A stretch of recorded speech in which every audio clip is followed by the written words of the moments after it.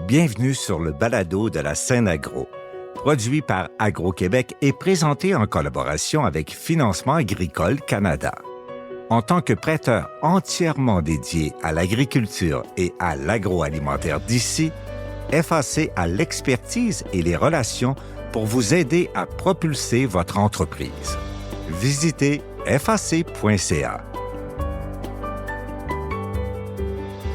Ici Lionel Levac. Les entreprises qui pourront afficher un bilan conforme aux critères ESG se démarqueront et auront un net avantage sur les concurrents de partout à travers le monde. Innocentre a amorcé des travaux avec quelques dizaines d'entreprises pour établir des processus de façon à mieux soutenir l'atteinte des objectifs de développement durable. On veut encore ajouter des partenaires à cette opération. À l'occasion du 2e sommet de l'exportation du groupe Export agroalimentaire, un panel s'est penché sur le développement durable, un sujet sur lequel d'autres conférenciers ont également insisté. J'ai assisté à ce sommet de l'exportation. Voici mon reportage. Développement durable, bilan carbone, critères ESG, beaucoup de choses, mais un seul et même objectif, amener les entreprises à de meilleures pratiques au plan de l'environnement, des mesures sociales et de la gouvernance. Innocentre présentait le panel sur les pratiques ESG en entreprise, un avantage concurrentiel sur les marchés d'exportation. Le vice-président agroalimentaire chez Innocentre, Eric Waterman. Notre mission première est de rendre l'accompagnement d'affaires de haut niveau accessible au niveau des PME et surtout de les aider à accroître leur performance d'affaires. Au fil des années, c'est grâce à de nombreuses alliances formées avec des partenaires publics et parapublics, dont le MAPAC et le groupe Export, que nous avons pu déployer notre expertise.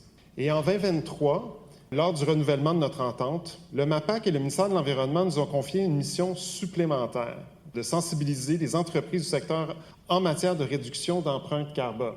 Et justement, les GES sont un aspect environnemental très important qui font partie des habitudes d'une saine gestion et qui passe désormais par l'instauration des critères ESG. L'animatrice Catherine Lune-Rollet lançait la discussion. Les exigences des donneurs d'ordre quant aux pratiques ESG sont grandissantes, notamment en ce qui a trait à l'empreinte carbone, à la capacité à réduire ses émissions de gaz à effet de serre, ainsi que la chaîne d'approvisionnement.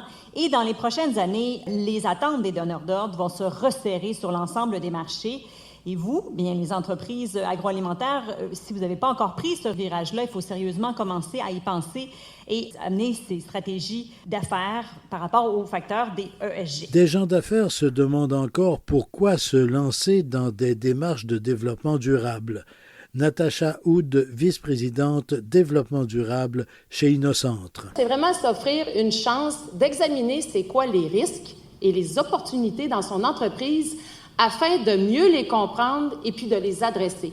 Donc, une démarche ESG, c'est environnement, oui, social et gouvernance.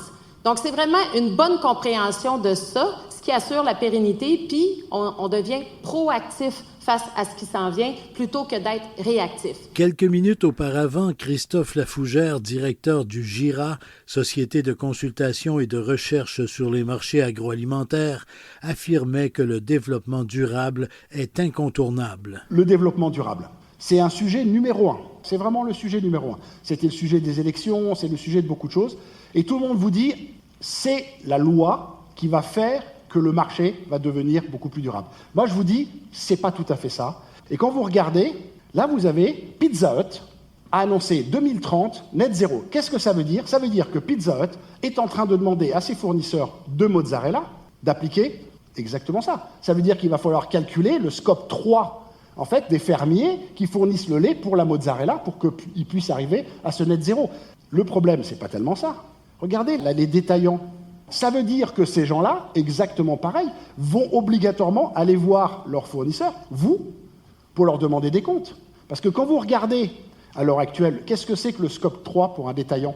Parce que c'est là-dessus qu'il va falloir faire des choses. Le scope 3, vous prenez la viande et le lait, vous êtes déjà à plus de 50% de ce scope 3, d'accord ?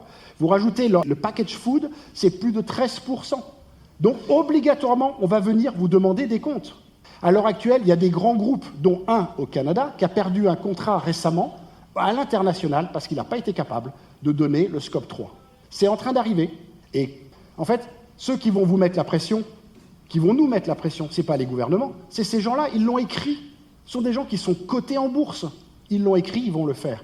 Et là, la pression est une pression économique et non plus une pression politique. Et ça, il ne faut pas l'oublier. On parle d'étapes, de scope 1, 2 et 3. Qu'en est-il? Natacha Hood. Scope 1, 2, c'est ce qui vous touche, vous. Votre consommation d'énergie, vos transports, tout ce qui touche, en bref, à votre l'interne. Oui, direct. Mais le scope 3, dans les faits, c'est... Puis, bizarrement, quand vous allez faire votre bilan GES, souvent, vous allez remarquer que ce qui est à l'extérieur de votre compagnie, donc vos fournisseurs, vos matières premières, votre emballage, tout ça, c'est ce qui est dans ce qu'on appelle le scope 3. Donc, vous comprenez que votre scope 3, c'est ce qui est à l'extérieur de votre compagnie. Donc, le scope 3 de Costco, c'est vous. Donc, si Costco dit, par exemple, qu'il va rencontrer le net zéro, exactement ce que M. Lafougère disait, bien, ça veut dire qu'il va se tourner vers vous, puis il va vous appeler, puis il va vous dire « Hey, comment tu gères ta chaîne d'approvisionnement, puis comment tu gères tes gaz à effet de serre, puis il va vous demander des efforts parce que votre GES a un impact sur son GES. » C'est ça un peu la pression qui est en train de se mettre sur les entreprises. Élément fort dans la motivation, la pression des milléniaux. Alain Larocque, conseiller d'affaires principal chez Innocentre. Une des grandes forces qui amène l'importance des ESG, c'est la montée de la génération des milléniaux qui imposent leurs valeurs, autant comme consommateurs que maintenant comme membres des équipes de direction. Et ce qu'il faut garder en tête, c'est que les jeunes acheteurs dans les chaînes vont vous demander des choses pas simplement parce que c'est la politique de la compagnie, mais parce qu'ils y croient vraiment. Puis je pense que c'est un game changer dans l'importance des ESG dans l'industrie alimentaire. Et c'est ça qui fait qu'on passe d'un enjeu qui était relations publiques, la page 45 du rapport annuel, à un enjeu qui est maintenant de conformité et financier extrêmement important parce que c'est poussé par les investisseurs pour des raisons évidentes. Danny Lamontagne est directeur général de Chocolat Lamontagne. La première chose, c'est important d'y croire comme dirigeant d'entreprise. C'est un projet qui peut être extrêmement mobilisateur pour la direction d'entreprise puis les employés, puis de voir des entreprises comme Costco qui vont se positionner et qui vont le demander. Moi, je pense que comme entreprise, c'est beaucoup plus motivant et mobilisateur de le faire en avance puis de leur montrer qu'on est rendu là que d'être obligé de le faire à un moment donné quand on a le gun sur la table, comme on dirait. Là, oui, puis d'y aller à votre rythme d'une certaine façon au lieu d'être acculé au pied du mur et là, peut-être d'y aller un peu trop vite. Il n'y a pas d'obligation, rien qui force une entreprise à entreprendre des démarches de développement durable. Mais plusieurs, et de très grosses, y sont engagées. Certaines vont même très vite. Alain Larocque. On est allé plus vers les émissions directes, moins vers les émissions indirectes, mais il y a une exception qui est très importante et je pense que ça va être aussi un game changer, c'est Walmart. Walmart a été un des leaders en Amérique du Nord sur les sites de réduction de gaz à effet de serre et ils ont mis l'emphase, eux, sur les réductions des fournisseurs. Ils ont lancé en 2017 le projet Gigaton. Ils sont lancés le défi qu'ils allaient amener avec le fournisseur une réduction d'1 milliard de tonnes de gaz à effet de serre en 2030, en travaillant avec 4000 fournisseurs. Et ce qui est assez incroyable, c'est qu'on est en 2024 et ils ont atteint la cible cette année avec 6000 fournisseurs. Donc, ça devient un exemple qui va devenir une émulation pour les autres chaînes de supermarchés. Donc, c'est possible de réduire. Les chaînes ont accompli tout ce qu'ils pouvaient avec le 1 et 2, qui représentent peut-être 10 des émissions. 90 des émissions, c'est avec les fournisseurs. Walmart vient de montrer que c'était possible. Donc, il faut s'attendre qu'autour de 2025, les chaînes se tournent vers les fournisseurs avec des objectifs beaucoup plus agressifs. Et l'Europe est en avance, vous me demandiez à travers le monde. Là, définitivement, les gouvernements ont passé des législations qui forcent un reporting, qui imposent des standards de mesure. Et on voit apparaître en Europe des éco-scores chez certaines plateformes d'épicerie en ligne où les produits ont une cote éco-sociale. Decathlon, qui a ouvert des magasins aussi, est un leader dans ce secteur-là. Alors, il faut s'attendre à ce qu'il y ait une approche beaucoup plus agressive envers les fournisseurs pour les prochaines années. Danny Lamontagne de Chocolat Lamontagne confirme par ailleurs que le développement durable est stimulant au sein d'une entreprise. C'est sûr, puis je te dirais même que, on parlait même des gens, tu sais, je dirais, mettons, les 25, 35, là, on sent vraiment qu'il y a comme un engouement. Les plus jeunes, encore plus. Oui. Mais je vous dirais qu'il y a quand même un sentiment d'urgence par rapport même aux... Je ne pas ça les plus vieux, là, mais les gens plus âgés de 35 ans qui, eux aussi, dont moi, ont des enfants, puis voient qu'est-ce que les changements font présentement, puis qu'est-ce qui se passe à la planète. Fait que c'est clair que je pense que cette conscience sociale-là, il faut l'avoir comme entrepreneur, parce que c'est nous qui peuvent faire la différence à la fin de la journée. Donc, il ne faut pas attendre après tout le monde pour la faire. Commençons nous autres, mais oui, on sent qu'il y a un engouement, puis les gens embarquent, puis la démarche qu'on est en train de faire présentement, tu le vois comment c'est dynamique chez nous, c'est le fun, c'est des beaux défis, puis les gens ont le goût d'y participer. Peux-tu ajouter quelque chose sur les milléniaux? Parce qu'on parle d'être attrayant pour les chaînes de supermarchés puis les clients, mais les efforts de GS ont un impact énorme sur l'attractivité des entreprises pour les employés, pour le recrutement. Quand on recrute aux États-Unis, il y a un manque de main-d'œuvre et toutes les entreprises qui ont une mission sociale, qui ont montré des efforts, vont être capables de recruter des gens de très haut calibre. Souvent une escompte par rapport à ce que les gens auraient pu espérer faire chez Coca-Cola, Procter & Gamble, parce qu'ils sont prêts à sacrifier pour travailler dans une entreprise. Ils acceptent d'être payés moins pour travailler dans une entreprise avec des valeurs qui leur semblent davantage. Absolument, absolument. Wow. Puis je l'ai vu dans plusieurs cas. Après le panel, je me suis entretenu avec la vice-présidente au développement durable chez Innocentre, Natacha Hood. Chez Innocentre, vous vous intéressez bien sûr à l'avenir de nombre d'entreprises, vous les soutenez, vous les suivez, et il y a une piste supplémentaire, pourrait-on dire, au-delà de la stricte question économique qui vient appuyer les entreprises. Il y a toute la question des ESG. Tout d'abord, quelle définition vous avez là, des ESG? On entend toutes sortes de façons de les définir. Qu'est-ce que c'est pour vous? Outre ce qu'on entend sur le marché et ce qu'on demande par le biais des grands donneurs d'ordre, pour moi, les ESG, c'est une façon extrêmement efficace pour une entreprise de comprendre ses risques et opportunités. C'est une façon pour l'entreprise d'aller chercher c'est quoi ses enjeux principaux en matière d'environnement, en matière de social, donc toutes ses ressources humaines, puis en matière de gouvernance, donc comment elle gère son entreprise, de quelle façon elle gère son entreprise. Donc, de comprendre ces trois sphères-là, mais d'une façon très incisive, pour qu'elle comprenne bien c'est quoi ses principaux enjeux, puis qu'elle puisse travailler sur ces enjeux-là selon ses priorités à elle. Au bout du compte, une entreprise qui fait un exercice de stratégie de développement durable, à la fin, c'est une entreprise qui va être beaucoup plus pérenne, mais c'est surtout une entreprise qui va faire plus d'argent. C'est une liste d'arguments marketing, pourrait-on dire. Ah, c'est plus que ça, parce qu'on ne peut pas faire exception là, de tout ce qui s'en vient au niveau mondial pour une entreprise. On le sait, les changements climatiques, les sécheresses, les inondations, les tsunamis, ça frappe toutes les entreprises. Donc, ça peut affecter la chaîne d'approvisionnement. On le sait aussi qu'au niveau ressources humaines, les pandémies, les risques mondiaux, en fait, très instables. Donc, tout ça, une entreprise doit composer avec ça. Donc, ça fait partie des risques. Donc, plus tu les connais, plus tu peux les mesurer, plus tu peux les contrôler, et plus tu peux faire en sorte de te mettre en place des mesures qui vont compenser. Donc, c'est pour ça que je dis qu'une entreprise qui décide de faire une stratégie de développement durable, stratégie ESG, c'est d'abord et avant tout une stratégie qu'elle devrait faire pour elle-même.